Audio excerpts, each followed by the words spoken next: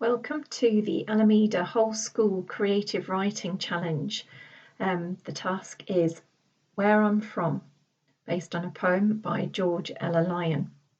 So this week in school, the children have completed the Poetry Writing Challenge. The inspiration coming from the poet George Ella Lyon and her poem Where I'm From, which you can look up on Google, and there's a YouTube video to go with it as well, which is easy to find. The children have written some fantastic poems. They're thoughtfully crafted and really unique to them. And we thought you might like to have a go too. So what's it all about? Well, most of us, when we're asked where we're from, respond with the name of the town which we live in or that we were born in. And if we're asked to be a bit more specific, we might say the street in which we were born or the hospital that we were born in. But the truth is we're from far much more than that. We're from the very food that we eat, our very first memories of beloved toys, the places that we've been, the pets that we've loved, the people who've shaped and influenced and inspired us. We're from the experiences that we've lived through, good and bad. We're from our ambitions and our dreams. We're from the values that we hold dear. And this is the premise of the poem. We are from the sum of our experiences and our influences. So how did we go about creating a poem? Well, in school, we started by identifying 5 to 6 categories each: food, toys, family, friends, pets, school, holidays, and jotted down memories as they came to us.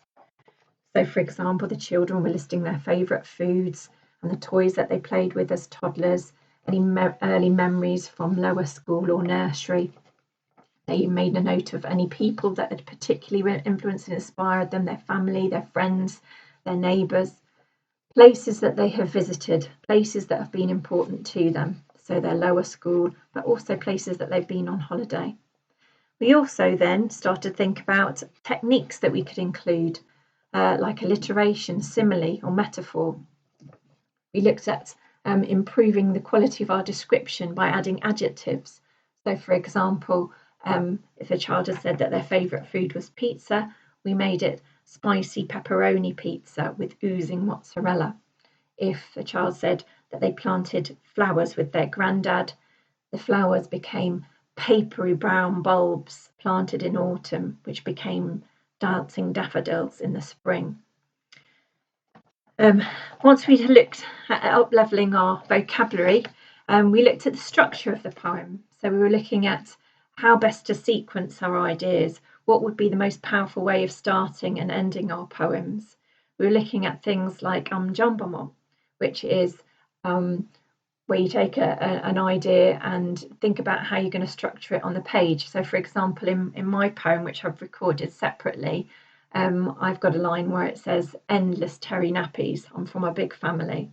So rather than putting it across the one line, endless terry nappies, I decided I was going to start a new line for each word, endless terry nappies, to give you an idea of the amount of nappies we're talking about.